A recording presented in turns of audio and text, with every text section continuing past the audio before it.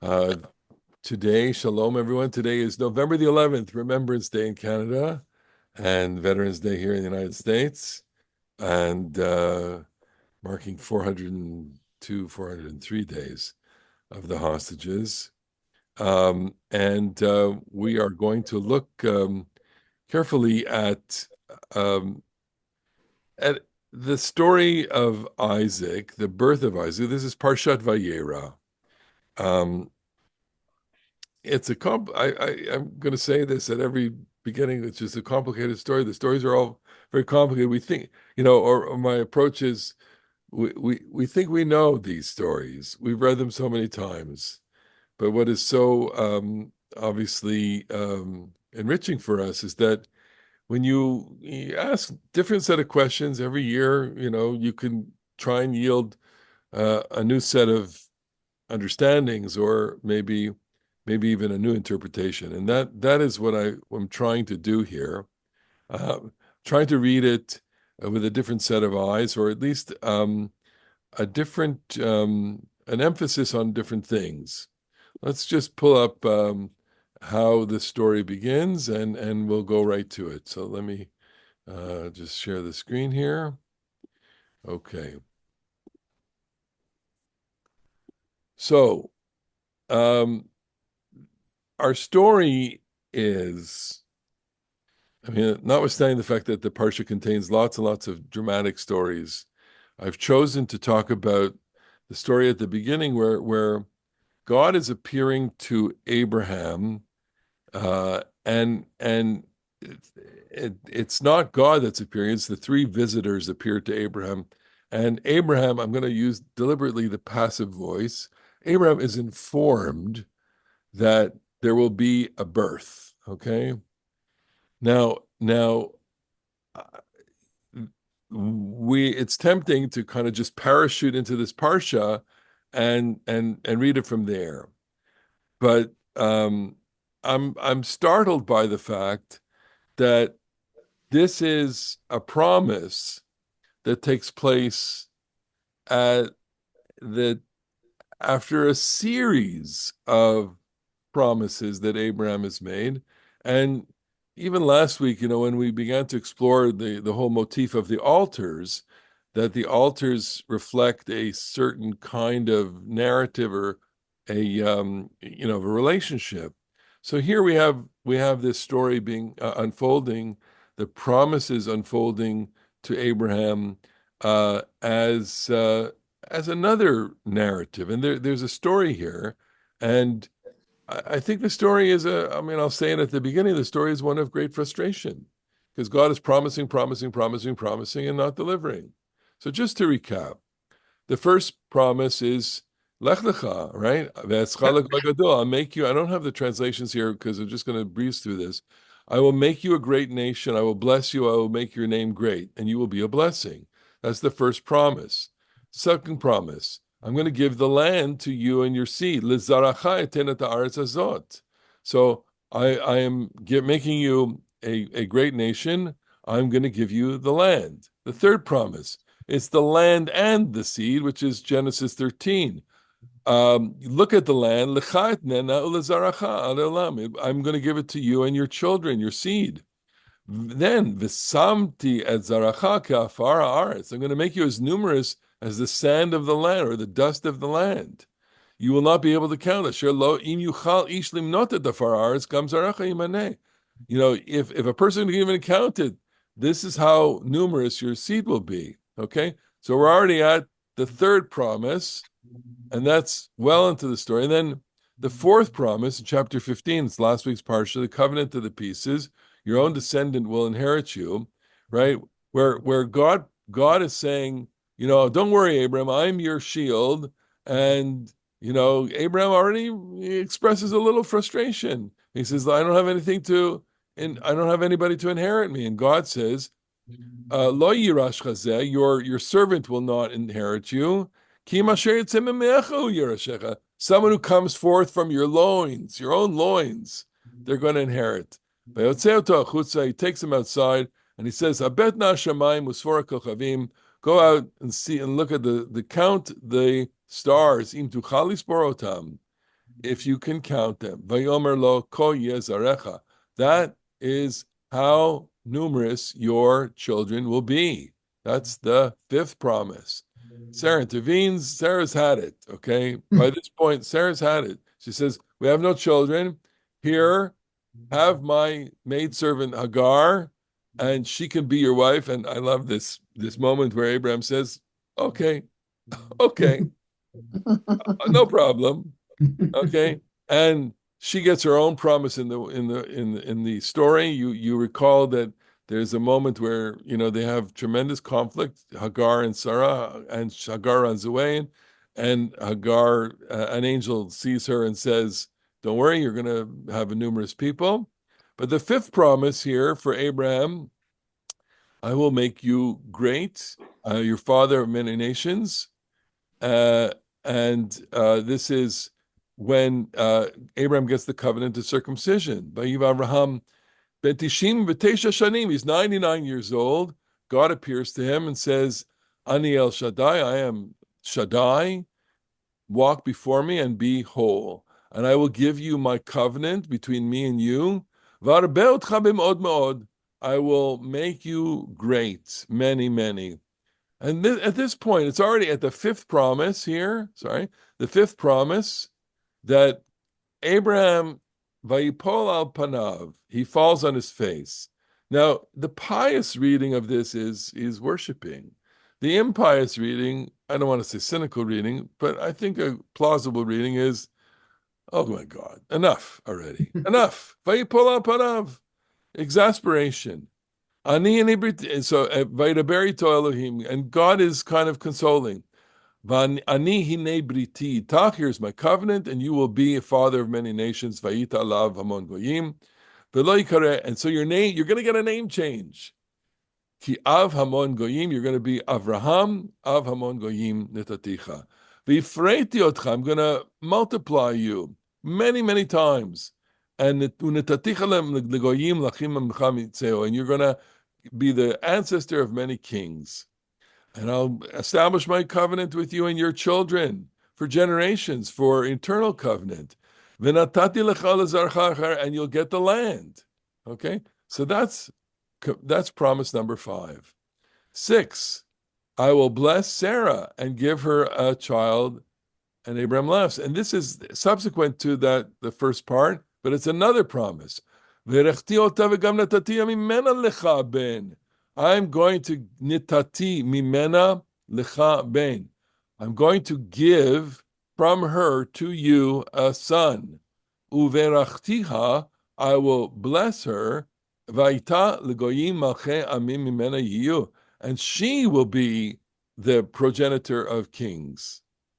It's at that point that Abraham falls on his face and he laughs. Vayitzchak. All right, we'll talk about that in a second. And finally, the 7th promise is in our Parsha.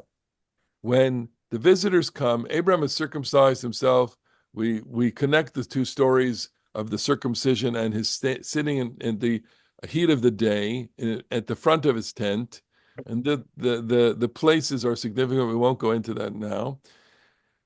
And the visitor says, there are 3 visitors, one of whom says at the end of their meal, Shov ashuv elecha ka'et chaya v'nei ben Sarah ishtecha, which means I'm going to return to you at this time, possibly next year. It's kind of complicated text, but the promise is, Hinei ben Sarah ishtecha, v'hinei, behold, there's going to be a son for your wife, Sarah. Okay. So we're going to look at this carefully. What I have here, and then it's repeated, at this time, next year, I guess, she will have a child. The promises are fulfilled. Isaac is born, chapter 21 of our Parsha. And then there's an 8th promise after the Akedah, and that's where we're going to. So I'm going to close the screen for a second and just kind of develop this idea for a second, which is promise after promise after promise after promise. 7. I count 7. I mean, I forced that reading because I like the model of number of seven. It's possible to find maybe there's eight or nine or whatever, maybe it's repeated, but I think there are seven clusters, and in the seventh cluster of promises comes in this week's Parsha, right at the beginning. So that's the seventh, and I mean, in this reading, the seventh is the ultimate blessing, the ultimate promise, and then from that promise, we get Sarah giving birth to Isaac. But I would say it's just more complicated than that. It's just more complicated because there's a story underneath the story, or the story that's there are at least two fundamental stories going on here. One is the story of God's relationship to Abraham, in which God is testing Abraham, God is pushing Abraham, God is pulling Abraham, God is involved with Abraham. God is wants to establish that Abraham is truly the person through whom blessing will be brought to the world. And the second story is a story between Abraham and Sarah. Because, as we know, in order to have a child, you need a mother and a father in the biblical world, of course, where children come in, and of course, it's still true in a world defined by gender, right? Where a male and a female are needed in order to procreate, and that's the basic biological definition of uh, of gender and creation and procreation, etc. We won't get into gender ideology now. Okay, clearly in the Bible, there's just no other way. Well, maybe there's another way, um, which is which we don't even want to talk about. But since I've mentioned it, it's another religion picked this up and made it their way that a child comes into the world, and that's through a divine intervention. Okay, and it's not an accident that that happens, in my opinion. That there is a divine conception, and that Christianity is built on that as a central myth, defining the birth of Jesus as a divine character. Okay, uh, and these myth and that kind of mythology certainly existed in antiquity, and I think there is a bit of a battle going on in the Bible against that, um, but we will leave that question aside for now with regard to Abram, Isaac, and Sarah. All right. I want to now look carefully at the text, and this happens last week at the end of last week's parsha. We're going to read closely what God says to Abraham at the end of last week's parsha when he renames Abram as Abram, and he renames Sarai as Sarah. Okay, and to this end, I'm going to explore questions relating to their relationship. Now, in the past, we've talked about this, and this may not be new, but it I want to just try and ask the right questions here about the relationship, and try and see evidence in the text for whatever challenges there are here. Okay. Don't forget, we have the one major challenge, which is that they're advanced in years. At this point in this story, Abraham is 99 years old and Sarah is 89 years old. Okay. Vayomer Elohim el Avraham, Sarai ishtecha lo tikrat shema Sarai ki Sarah shema. So God says to Abraham, as for Sarah, your wife, you shall not call her name Sarai. For Sarah, princess, this is the Everett Fox translation. Thank you for giving us the word princess. For Sarah is her name. I will bless her, and I will give you a son from her. I will bless her so that she becomes nations, kings of peoples shall come from her. But Abraham flung himself on his face and laughed, and said in his heart, to 100-year-old man shall there be children born? Or shall 90-year-old Sarah give birth? Avram said to God, if only Ishmael might live in your presence. God said, nevertheless, Sarah, your wife, is to bear you a son. You shall call his name Yitzchak. He laughs. I will establish my covenant with him as a covenant for all ages for his seed after him. I read in English. I'm just going to just go over the Hebrew for those who have a little more attentiveness to the Hebrew. So it's Vayera, Vaytan lagoyim al che'amim mimena yiyu. Vayipol Avraham apanav. We saw that he falls on his face. Vayitzchak, he laughs. Vayomer belibo. He says in his heart. He says to himself, Halaven me'ah shana yivaled v'im sarah avat tishim shana yivaled. 100-year-old man going to have a child. Sarah, 90-year-old. Avram says to God, Lu Yishmael yichlef nevecha. Let Ishmael be in front of you. Vayomer Elohim. Aval, and we'll look at that in a second. Sarah ishtecha yoledet. She is going to have the child. V'karat et shmo Yitzchak, and his name will be Isaac. V'akimoti et briti ito. I will make my covenant with him. This is really important. Okay, let's look at it in granular detail. Vayomer Elohim el Avraham, Sarai ishtecha lo tikra et shema Sarai, ki Sarah shema. God said to Abraham, as for Sarai, your wife, you shall not call her name Sarai. So I ask here, what does it mean that from now on she's called Sarah? Who tells her this? Who is supposed to tell her this? And where do we know that he tells her this, or that she gets this information? So here I'm going to imagine the following scenario, the scene. Okay? I'm going to imagine it in the most gentle way, Dick Van Dyke, sitcom, and I have that, well, maybe later, but, hi, honey, I'm home. Sarah, how was your day? Well, God appeared to me and told me to stop calling you Sarai. From now on, your name is Sarah. Okay? Now, of course, the Torah doesn't say it anyway like this, and the Torah doesn't tell us at all if they had a conversation. The Torah never tells us that he talks to her and tells her that it's a name change. I find this fascinating because, it's if I'm going to close the screen, if there's communication between the two, and God has said to him, your name is now Abraham, her name is now Sarah.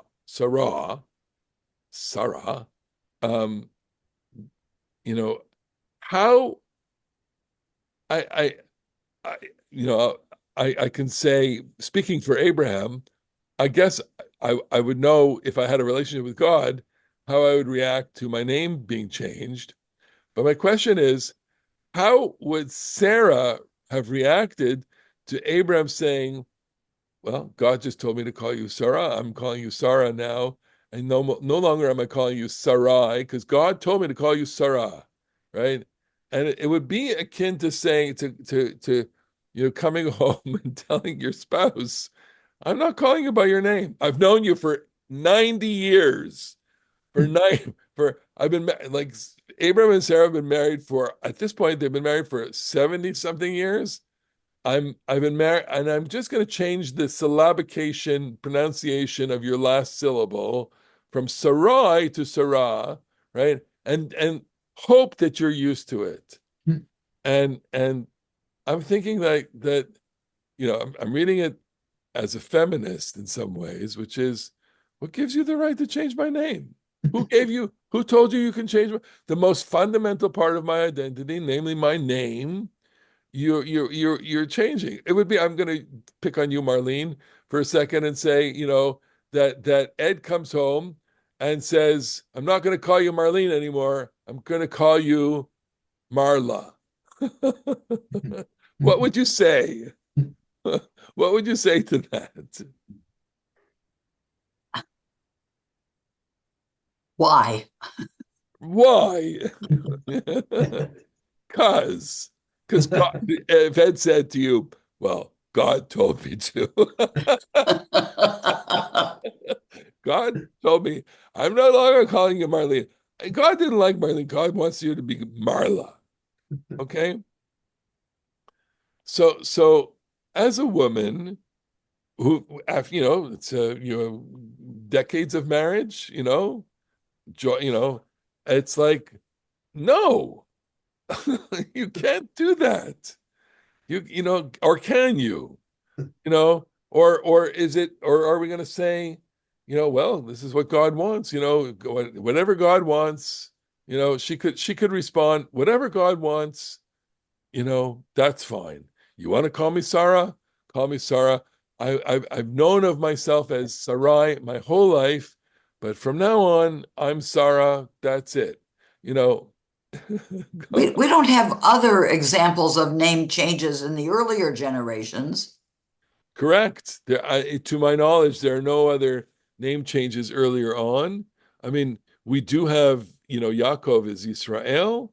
But Okay, that's after. that's after, right? But And that's after an activity. yeah, Sarah doesn't have an activity here. exactly. So it raises all these questions for us. Now, I could just go off into this little tangent for a second, which is that we do know of a tradition of name changing in Judaism, by the way. You know, people who Malach are who HaMavis. suffer, absolutely, people who experience a terrible illness. There is a tradition of changing their name. When Kim had her heart transplant, we gave her a different name, as a kind of symbolic, demonstration of a new life. So there's something there, and of course, it was through discussion and consultation. It didn't say it was going to do this, without any kind of corroboration here, collaboration. Go ahead, Marlene. Well, is this a precursor to your argument after she dies? Because you might say they have a nice relationship. They've been married for a long time. She's agreed with him that she would play along with him to be his sister when she was his wife to save his life. So maybe he's saying, well, I'll change your name. It's a term of endearment. Except when she dies, you say, well, they didn't have such a good relationship. I am still on that wavelength, and I'm trying to read closely in this text to understand that there's tremendous friction between the two of them, and it results in some very fundamental difficulties, including the most fundamental difficulty, which is boiler. Having a child. How are you going to get a child out of these two men, out of these two people? How are you going to get a child out of this couple? It's bad enough, bad enough. They're 90 and 100 years old, okay? But Nebuch, there's not much dancing going on there. Rabbi? Yes, Yeah, so I mean, on the other hand, you know, Sarah's used to talking that Abraham is talking to God all the time. yes. So if God, informs Abraham and then he informs her that her name is changed, he had a name change, so maybe it's like, so you know, I finally rate two to get a name change. Okay. So let's see if that is borne out in the text or things like that. Let's see if let's go on. Okay. So my claim here is that she doesn't have any input to that, and that's a feminist reading, which would be, you know, bad on God. God is doing something against her will, and I don't want to make this conclude that the Torah is whatever. It's just this is what it is here. The Torah is presenting a story in which she has no agency, and that's not Abraham good. didn't. Abraham didn't have a say in his name Of change. course he didn't. Okay, but at least God told him. So God, I mean, if we want egalitarianism here, God should have at least knocked on the door and said, Sarah, by the way, here's the memo. You're getting a name change. Okay. That never happens. Okay. I will bless her. Uverachti ota, v'gam natati mimena lecha ben. I will give you a son from her. I will bless her so that she becomes nations. All right. So one piece of information is that she's got a new name. This is a second piece of information disclosed to Abraham about Sarah. Does he share that with her? Does he ever tell her? But this is in last week's parsha, the end of last week's parsha, where God is saying during this moment where he's talking about circumcision, what's going to lead up to circumcision is, look, your name is no longer Avram, your name is Avraham, her name is no longer Sarai, it's Sarai. And by the way, she's going to have a child, a son. I will bless her, that says nations. Okay. Second piece of information. There was no dancing, but he had to try out his new equipment. Exactly. So there's no, does he share it with you? So he is by himself here, clearly, because this is where he flung on himself on his face and laughed. Because this is a big, I mean, laughed. I want to be able to interpret what the laughter is. Vayomer Billy Bo, he says to himself, to his heart, wait a minute.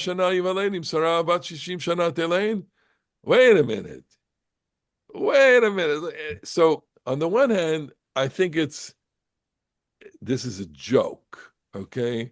So I want to know how much of a sense of humor he has, or I want to know if this is an ironic piece of sarcasm, right? And so I want to figure out again. I want to be the director of this play and give my actor who's playing Abraham the right stage instruction, or at least enable Abraham, the actor playing Abraham, to kind of present what kind of laughter is this? Because I'm you know I want to see Jewish laughter in this, because I'm going to layer on this, whole Jewish persona. Go, yeah, sure. That kind, that's a Jewish laugh, okay, or a more sardonic, like, you know, maybe that's a Jewish laugh too. I don't know. So he responds in this way because it's simply beyond belief. Okay, we go on. He speaks in his heart, Vayomer Billy Bo, but we've already noticed that biblical characters can speak into their heart and have God listening to them. All right. How do we know what he's thinking? He has doubt about himself and doubt about her. Then he says, if only Ishmael might live in your presence. Vayomer Avraham el Elohim, Lu Yishmael yichya lefanecha. So I want to unpack this comment here, because I think it's a real zinger. Okay. I'll just close for a second. So here God has promised him, and he laughs, and he there may be some self-deprecation here. Oh, what am I going to? I'm 100 years old. She's 90 years old. What are we going to? How are we going to have a child? And then he says, "Let Ishmael be the one who inherits from me," which is to say, let me dictate to you the plan as it should be, as things are organized at this moment. As I see it right now, Abraham is saying, I got nothing. Number one. Number two, I'm 100 years old. She's 90. That's not happening. And then I want to go number three. It may not be happening, not because of age. It may not be happening because I really don't have a relationship with her. Okay. And there, this is the problem. The problem is not that we're old. The problem is that there's not much of a marriage here. We've gone all these years with all of your parameters. Look at the fight we've had last time. She told me to have sex with Hagar. I did. I did. Okay. And we had a child. And so what you're saying is that this new child that you're promising me is going to come in, and I know what's going to happen, because this child will upset and derail my family. Okay, as every child, I don't want to say every child derails, but the addition of a child when not anticipated is a great moment of upheaval in a family life. Now, in most cases, when a child comes, even a child that is not planned, and that's a welcome thing. But let's say the parents are elderly, and the child is born, and all of a sudden you have to kind of reconfigure your life at an advanced age, well into your, let's say, 50s or 60s, and all of a sudden, pretend that you are a parent that's, 30 years younger. And, I mean, think of it today, for example, people who plan their lives in such a way and they have a certain kind of trajectory and make all sorts of financial plans, and all of a sudden, a child falls into their home, whether, by some set of circumstances, and Dancing. they can't do what they wanted to do. We can't travel the way we wanted to travel, you know, or we can't live the life that we wanted to live. By the age of 50, we should be doing all sorts of things now, and now we have a 6-year-old at home, and that's not possible. So you know, he has a vested interest in the status quo, Abraham. Not only that, but has a vested interest in um, in putting forth an idea based on uh, disbelief and based on kind of like the irrationality of what God is planning here. That's how I'm reading it. Any objections or other? We'll go on then. Okay, I'm going to move quickly now.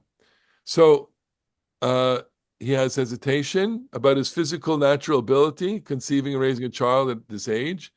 And B, I put a bunch of questions here. In order to make this happen, according to the laws of nature, there has to be an event of conjugation between me and Sarah. Maybe that is not going to happen.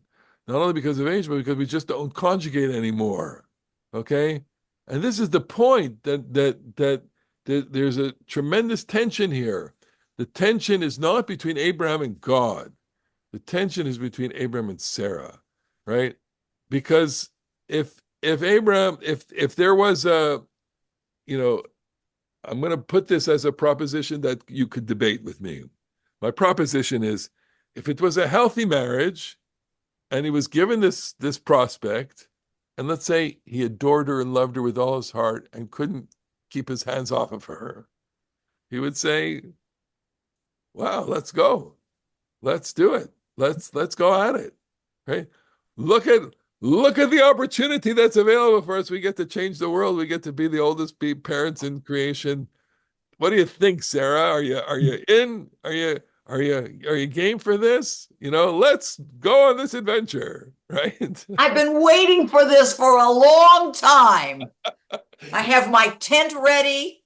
I got a meal ready. I've got my flour and my 3 cows and my 3 horses and 1 sheep. Nothing doing. No, it's just not gonna. It's this. So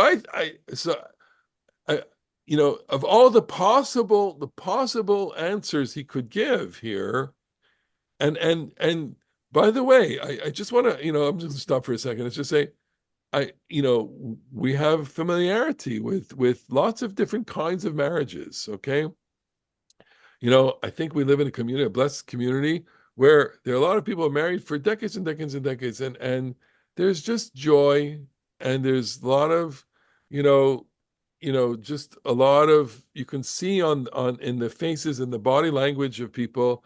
Forget about the sexuality of it, but just there's admiration and joy and respect and love between one to the other, and they bounce off of each other, they kibitz with each other, they have their moments, their fights, but there's genuine love, and in a position of being presented with the this divine promise, they would look at each other and go, I don't know what God wants for me. I don't know, but this is what God is saying. So, God is saying that this is going to happen. We don't have a choice in the matter. Okay. So, but I don't think that's the answer here. Okay. Let me go on. All right. Then God said, nevertheless, Sarah, your wife, is to bear you a son. This is his answer to let Ishmael. And he says, no, aval, he doesn't say no, but he says, aval Sarah ishtecha yoledet lecha ben. V'karat et shmo Yitzchak v'kamoti. No, this is the way it's going to be. It's going to be Sarah. Sarah, you're going to have a child. It's Abram and Sarah, okay? Which always, like, why? Aval here, the import of the word is not not but or nevertheless, it's verily, it's the confirmation. Okay, so we should read it as you bet, absolutely, you're damn right, your wife is Sarah is going to have aval Sarah ishtecha, and I'm using a very pejorative language here. You're damn right, Sarah's going to have your baby boy. There's no way that's not going to happen, Abraham. So you just get to work, okay? There's no backing out of it. This is what I, God, want. Therefore, you have to do it, or else there's no child. Okay. So now that in this reading to Abraham, this could be worse than the Akedah. Okay. Okay. You know, I think it's a difficult marriage, and I think that what God is saying to them is to him is get your head in the game. This is the plan, and you have to make this work. I need you. I needed you, and I needed her. Okay, and it's not going to happen with Hagar. That's not we're not going to make a people out of Ishmael. Sorry. Okay. We're making a people out of you and Sarah. That's what I started with, and that's going to happen. And I've kept you all this way to not only test you, he's not saying it that way, but not only to see if you're the right stuff, but I want to see if it's possible, even in this lovelessness, to put the two of you together and to have you organized around a mission, even if it means that she has to have a sacrifice too, even if it means that we're not in the most optimal situation. Okay, maybe this plan I have depends on you and depends on this marriage, and so therefore you have to make it work. You don't have a choice. Okay, and so I'll go on from here. Okay, so what does Abraham do? Yeah, go ahead. Sorry. Yeah. Why wasn't it just temporary infertility? And they had had a relationship all along, and she cared about him so much that she said, well, look, men have urges, just go to Hagar. I think I'm going to splice out what you said and say and focus in on she cared for him and affirm that. Okay, and I want to affirm that from the beginning. Okay, which is I read all of this in light of what happens at the very beginning of the story, which is God says Lech Lecha, and He takes her with Him. Okay, and she, as passive as we want to read this, and as passive as it may be tempting to read this, she had a decision to make at that moment. It doesn't say so, but it's implied, because she could have easily said, "I'm not going with you," but she goes with him. For that alone, she gets her credit, and she, and this is what a marriage is, right? I guess, which is I'm signing on despite the fact that I really don't know where we're going to end up, right? Many marriages, maybe all of them, start off that way, which is we connect, we don't know what the future, but we are pledging our lives to each other. And this is what the vows say in the secular marriage, if someone could recite them. I don't do vows, but Sickness and health, right? no, you promise to be with them, so help we God, and I do. Yes, that's the couple makes this leap of faith that they will promise to love each other in sickness and health, till their dying day, and that's a very powerful vow. Go ahead, Ilan. Go ahead. If we decide that Sarah and Abraham didn't have good relationship, and God is trying to help them out, why did he wait that long? Why was he not doing it 50 years ago or 70 years ago? It's never too late. It's never it's too late. No, why didn't we have a little Rahmanis on her too, which is, and I think I think there's a lot of Rahmanas on her. What does she have? She has nothing other than this. It's not as if Abraham can divorce her, okay? And if he does, what then? So he's a wealthy man. He could, like Jeff Bezos and whatever his first wife's name was, and he gave her half of Amazon, right? Because, she's entitled to it. Well, Sarah was entitled to it, but then what? What is she going to do in the land of Canaan? And hovering over this is this promise that God issued to them, which is you will be, both of you. Yes, Bob. Yeah, I wondered in your research into this if you ran across any more positive or affirmative readings of what's going on in their relationship. Of course, And then also, yeah, I'm just curious because what I wanted to say is I haven't found any Hasidic views on this yet, but I'm sort of wondering what is the spiritually uplifting aspects for both Sarah and for Abraham of this, and what messages do we learn from this in our own lives? What do we take away from this that we can grow with? So it's sort of a different take than the more of cynical course. view. So I would say, look, we have a very pietistic view of the patriarchs altogether, that despite notwithstanding, what's present in the text, and which is what I'm reading, is that the text is putting it out the way life goes. The life consists of of complicated relationships. People don't live in the Garden of Eden. People have to, throughout their lives, wrestle with unbelievable challenges that life brings them.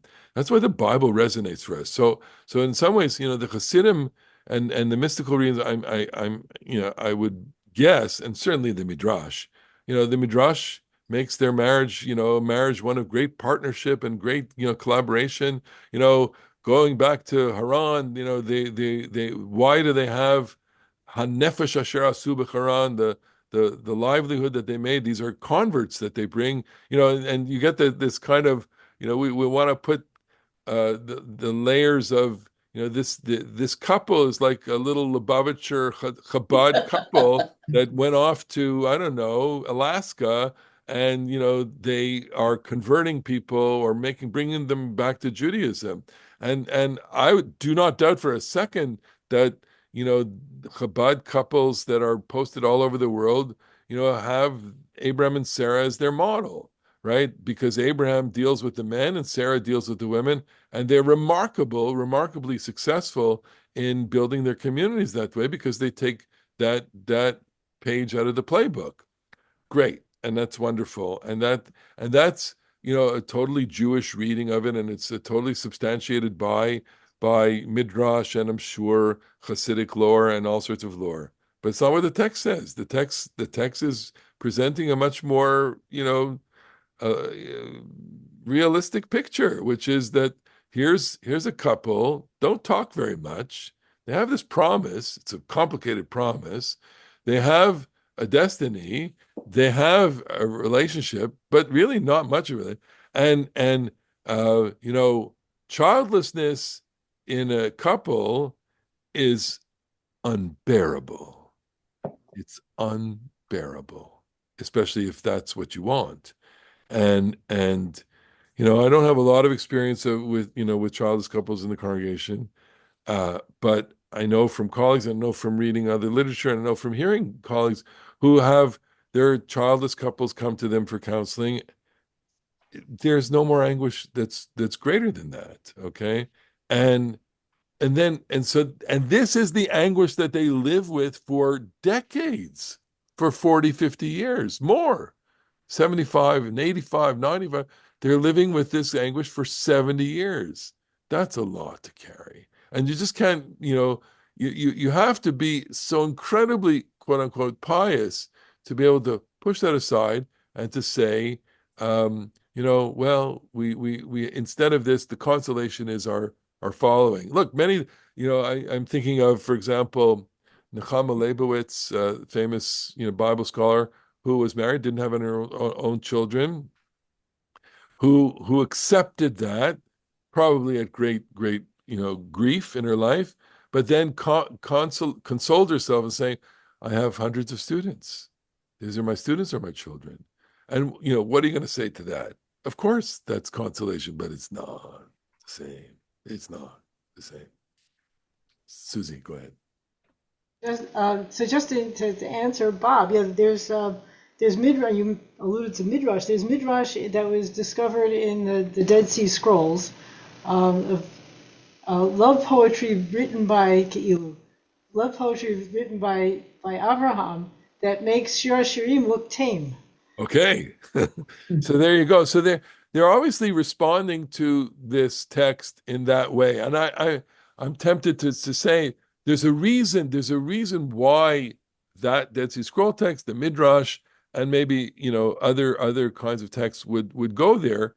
At the very least, it's because the text doesn't go there, or B, because the text is darker and they can't live with this darkness. Okay, let me go on and so he gets circumcised. The three visitors come, and that's the beginning of our parsha.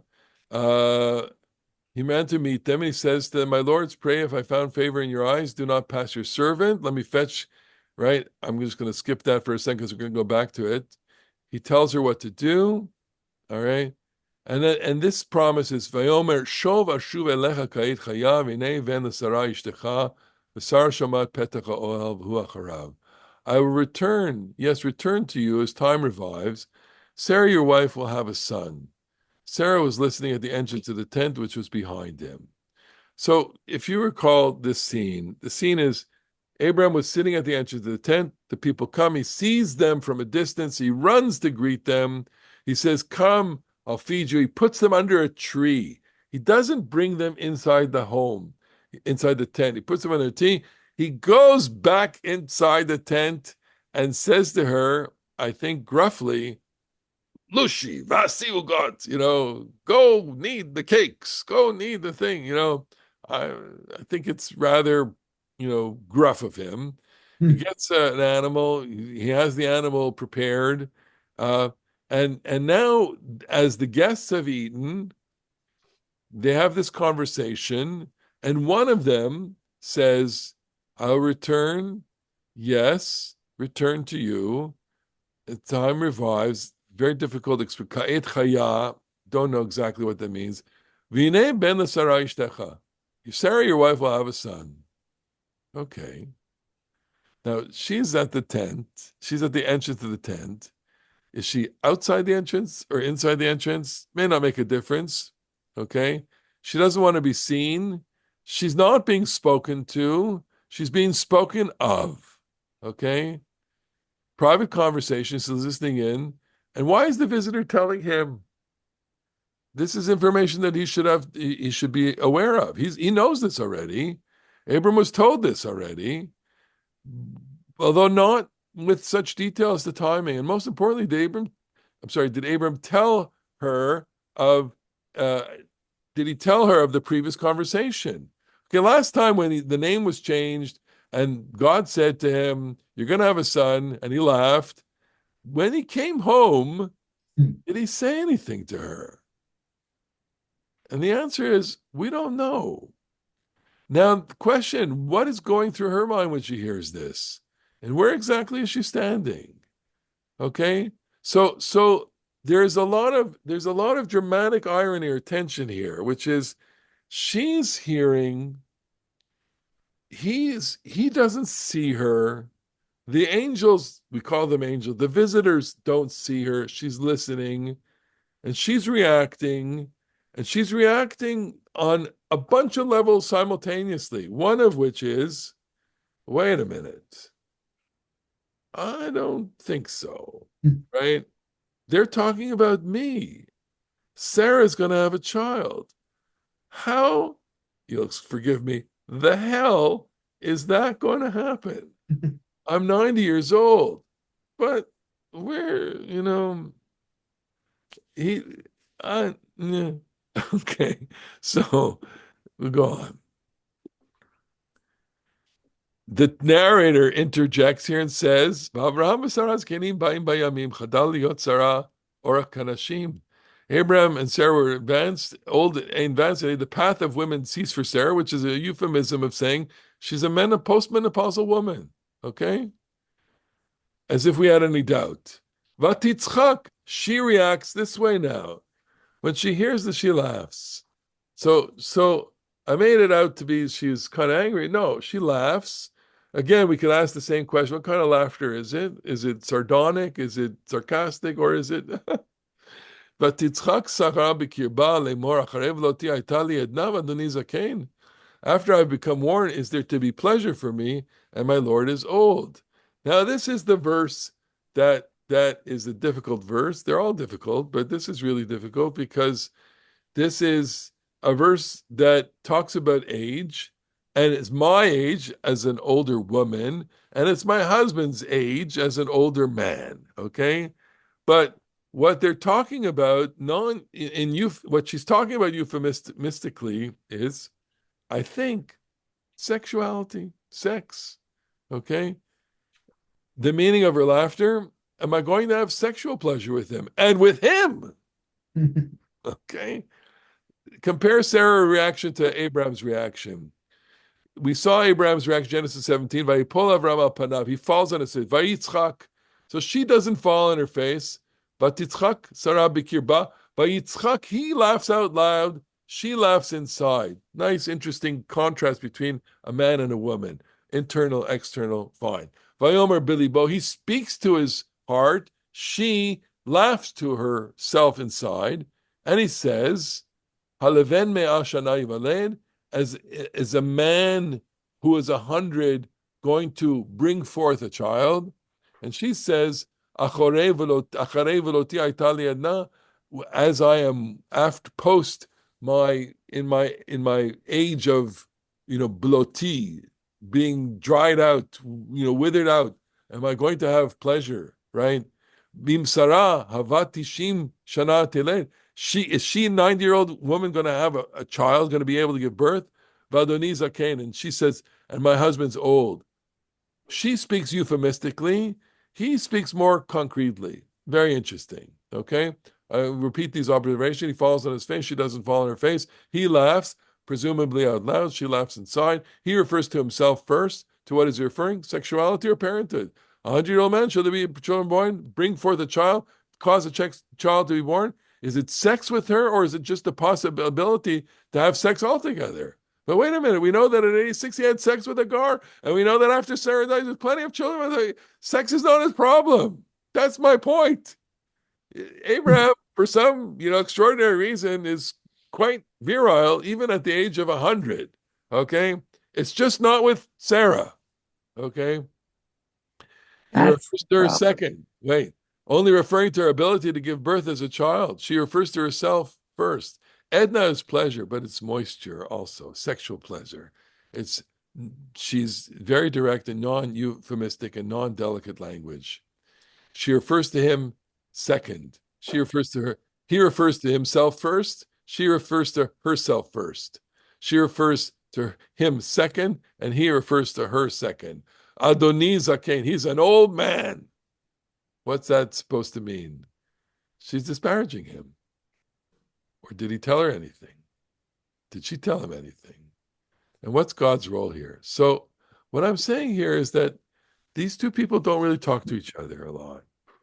There was a piece of information given to Abraham a while ago that he didn't share with her. Why didn't he share it with her? Because he was conflicted about it. He's conflicted about it because he believes that it's impossible, but it's also not, he's not capable of having this relationship with her. And he needs to be forced into it because that's God's plan. And it's a deeper sub story of this. Bob, go ahead. I'm just going to interject a totally modern interpretation of this, Right. which resonates with me, is that this is the Torah's critique of ageism, whether it's internalized ageism or external ageism, that there are opportunities for change no matter where you are in life. So the Torah is, in this case, is not being ageist at all. I think if that's what you're saying, then you're correct. um, despite the fact that it just stretches our credulity beyond our normal elasticity. Okay.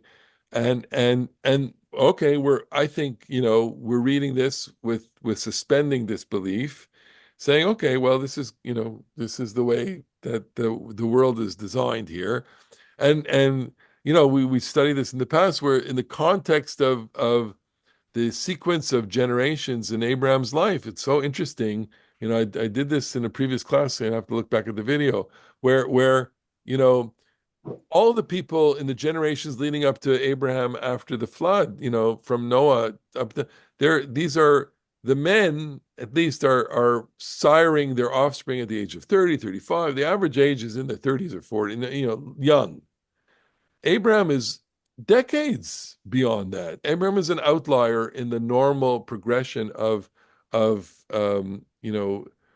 holid, bringing children into the world. So things are way. So in other words, Abraham almost belongs to a previous era.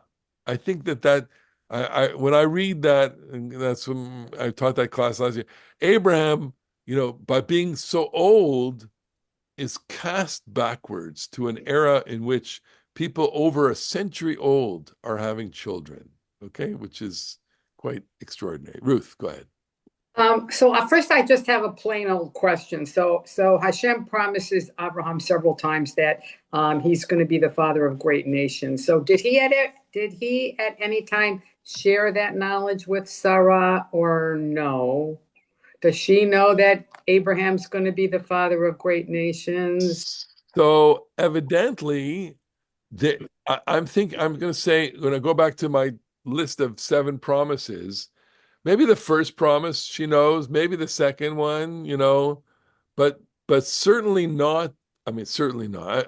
I don't have enough to back me up here that between the time when Abraham circumcised himself at the age of 99 and that he would have told this to her. I mean, it's interesting, now that you mention it.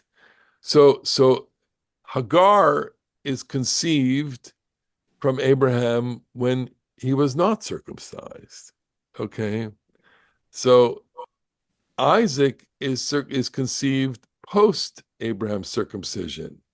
Now, not to get in too much detail here, but you know where this is going, which is that Abraham does not have the sign of the covenant on him when Ishmael is conceived, and that puts Ishmael in a different category. The covenanting had not taken place, and so I would say a plausible reason. I have to discuss this with my buddies. A plausible reason for Isaac to be born, and the one that is the one who literally will have the covenant go through him, is because he is born post circumcision, post covenant to Abraham and Sarah.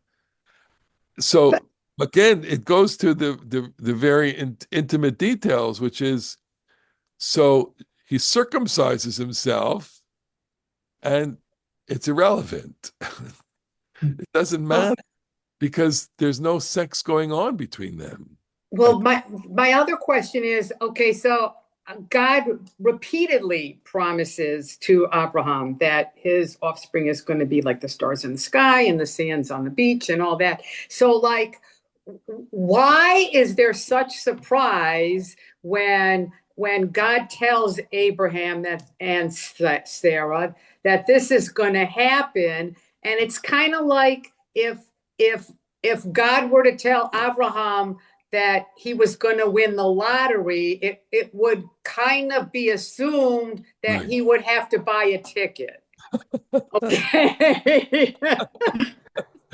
Well, so what you're asking here, aside from its humor, is there's a deep theological question, which is, to what extent am I going to believe this excuse me, Narishkeit. Okay, what extent? No, Abraham is saying you're pulling me and pulling me and pulling me along, and I read by the fifth time he's very frustrated, and moreover by the seventh time, by the sixth time he's certainly frustrated, right? And he's laughing at this, and he's got to overcome that frustration, and he's got to over, and it's a frustration directed to God, and that frustration directed to God, I think, and here I'll play the midrash card, the interpretive card, which is that frustration with God is a frustration that he plays that plays itself out in the marriage. That he's deeply, deeply frustrated with the way things are going. He's a successful man, he's a wealthy man, everybody knows him, blah, blah, blah, blah, okay? But he has no children. And God has promised him, and it's very upsetting. And and and I mean, to be sympathetic to her, she has to bear the brunt of this mostly. Now, you to be non-sympathetic to her is that she's not so gentle either. She acts sometimes very harshly. She acts very harshly to Hagar. She we're gonna in the story that will come after Abraham, after the birth of Isaac, she's outright cruel. And Abraham must see this. Abraham sees that this is a problem, but it doesn't matter. She signed on, and that's the story. Lana, go ahead. I think we should feel very sorry for Sarah Of course. because why isn't she involved together with Abraham in the whole procedure? After all, she's the one who is going to get pregnant. She's going to have to deliver the baby. Why is she made to be, I don't know how to say, disrespected, or know that God does not care about her as much as he cares about Abraham? Why is Abraham more important here in a way? I need my feminist colleagues to answer that question better than me. Okay. And it's a solid question. She she is she doesn't have any agency here. She's not respected here. Um, and so what I'm going to say is, sympathetically, she has a reason to be very frustrated and to be and to have a certain kind of bitterness or a certain kind of, sardonic humor with this. And she has difficulty with him too. I'm going to assume here something reasonable, which is to be Abraham is not simple, and to be Sarah was not simple, and that it may not have been such a simple thing to be with him when he was uprooted and driven by the covenantal mission. It's not easy to be married to a person who sees that they have a covenantal mission and that the whole world is going to be dependent on them. Not easy. Also in the Akedah, Yes. he does not share the bad news with I her. agree with you. I think that that's a very plausible reading. God says to him, in chapter 22, this Parsha, go and take him up as a burnt offering. You think he's going to tell her? He doesn't.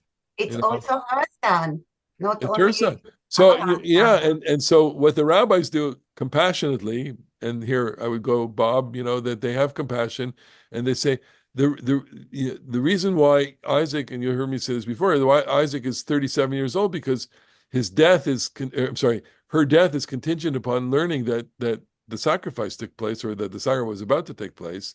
They can't imagine her living for, if Isaac was 7 or 5 or 4, a young boy, they can't imagine her living with him for 30 plus years, knowing that he would have done this. Okay. And so out of Rahmanis, they link the story of the Akedah to her death, because we read right after the Akedah that she died at the age of 127.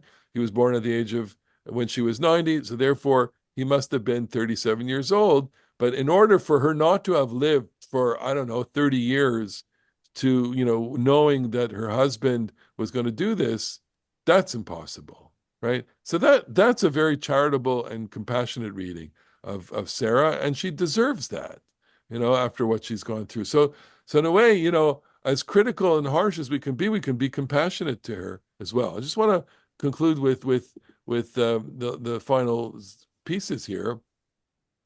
God is between the two spouses who are evidently not talking to each other. By the way, Abraham was really curt with her when he said, "Told her to break bread." We heard that. Okay, and then back to here. God said to Abraham, why does God turns to him and asks Abraham, why did Sarah laugh? That's not fair. Okay. Why does it change what she says? Because if he tells her exactly what she said about him, he will be insulted. My husband is an old guy, perhaps more than he already is with her. So is anything too wondrous for God? And here I quibble enough time to quibble about this, but at the time set, I will return to you when the time revives and Sarah will have a son. It's a hard verse. Is God speaking about himself? Is anything too difficult for God, or is there a narrator saying this? If God is saying this, then why would he be speaking about himself in the third person? He's basically saying God, me, could do anything, okay? And the anything is Hayipale Adonai Davar here. This is my punchline of the whole class.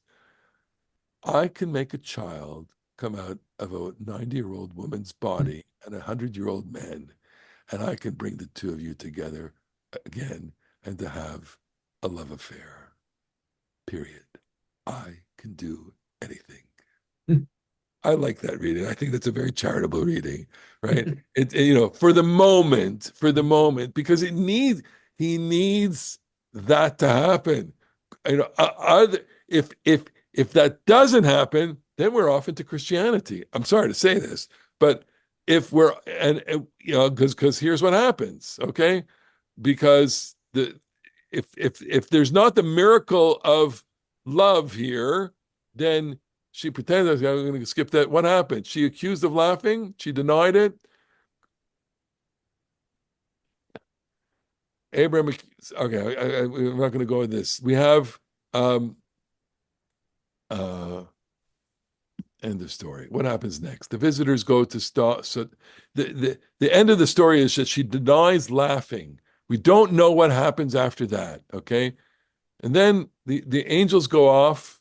The visitors go to Sodom. Abraham argues with God. Sodom is destroyed. Abram views the destruction. Abram goes to the Negev. We have another story with Avimelech. You are my sister. And then it says she gives birth to Isaac. And this is the punchline.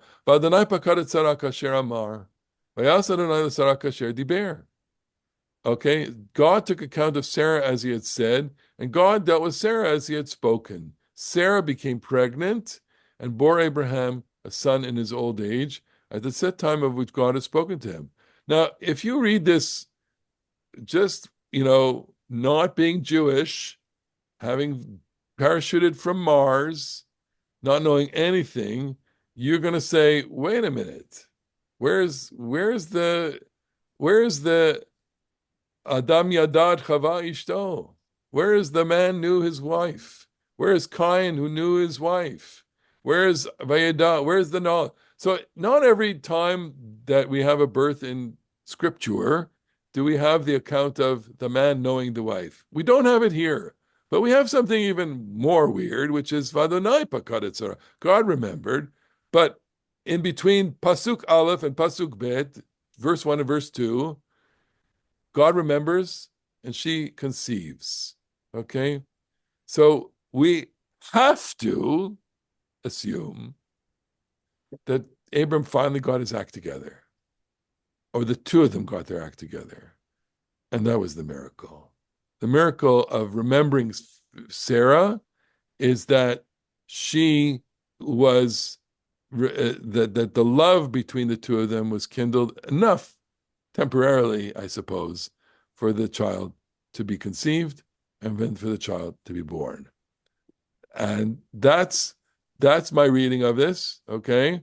And that's where we'll stop. I mean, I think it's to me, it has to be more than just God is supernatural and makes a child be born to a 90 and 100-year-old, because this relationship is damaged. And so God, and now, you know, the Midrash says, what did God do since creation? God mizaveg zivugim. God brings people together. Okay, so could you argue here that that this was the two of them had to reconcile, and the two of them had to come together. Otherwise, it's just too painful to bear this story. This story is a story where if the two are not reconciled, then they're forced to cohabit with each other, and it's just ugly. It's just I mean, it's a plausible reading that at 190 there's an ugliness there, and or not, and we can believe that there was a love affair, and I'm just totally misreading this, based on whatever, or we can believe that this is a human life and a human marriage with ups and downs, with tremendous downs, tremendous disappointment, and the two have to overcome that, and they have to get together, and that's the story. Ilana, go ahead. I'll give you the last word. Who is the father? Well, If you read it in Hebrew, Vayas Hashem, Vayas Hashem ben LeSarah. So God, God was the one.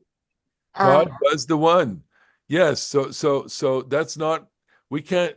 We won't even attempt to give that more attention than I've already given it. It's just. But doesn't It's remind us about the other religion. Yes, that's why I've said this. Which is it hovers so painfully close to that boundary that it's inadmissible. Okay. The mythological reading of this is, and some commentators have pointed this out. So I'm not, on my own here. There are other commentators that have pointed out a certain ambiguity in the text, that where it leaves this detail absent. Okay. But I'll just say this: this cannot work as a Jewish canonical text if that's the case. It just can't. And so therefore we dismiss it ab initio. We dismiss it outright from the beginning. This is not a plausible reading. End of story. And it can't be that way. And so it's not that I'm inventing. I'm trying to read in a story here that there has to be more to God's activity. Hayipale me Adonai davar, to me, is the powerful verse, which is, it's not only about bringing a child in, it's about bringing a loveless marriage back to love. And you know what? It might be easy. It might be harder. It's easier to get a child. It's harder. That's the miracle. Go ahead, Eva. Right. Yeah, I was just wondering, when maybe I misunderstood, but wasn't Abraham sitting at the entrance to Sarah's tent when the three angels came? So this is also a good interpretation that he, whose tent was he sitting? Did they have, and why are they having two tents? Why does they have, Well, they were wealthy. They may have had many. Oh, okay. So you've been Right. reading a lot of And he wouldn't be in fiction. her tent if he didn't like her. Yeah, you read Anita Diamond's book, maybe, I don't know, The Red Tent, whatever. I mean, uh, on the surface, we don't know that she has a separate tent. We will know, by the way, at the end of Vayera, when she dies, Isaac is in her tent, right? Isaac lives in her tent, but we also know that by the time she died, she was not living together with Abraham. Abraham has to go to Beersheba to bury her. Abraham is in Hebron, or vice versa. I forget where. No, she's buried in Hebron, no? She's buried in Hebron, but she's not living with Abraham at the time because he has to go and retrieve her and bury her. They're not living together. That's pretty clear. Bob, go ahead. Rabbi, I read somewhere that the tent may have been seen as an archetype for the sukkah. and to Indeed, what degree the sukkah brought peace in their relationship and with others. indeed. These are all good synonyms for each other, and that the sukkah is the ultimate symbol of peace. And so the tent, of course, is, you could argue the tent as the home. Some tents, are peaceful, and some tents, are not. That's it. All right. Well, I hope we've enjoyed that. It's about as close as we're going to get to anything, you know. We have to do Shlom Bayit. There you go. And that's why the two of them are a really good model, because they got through all of their challenges, more or less. It's their human life. Okay.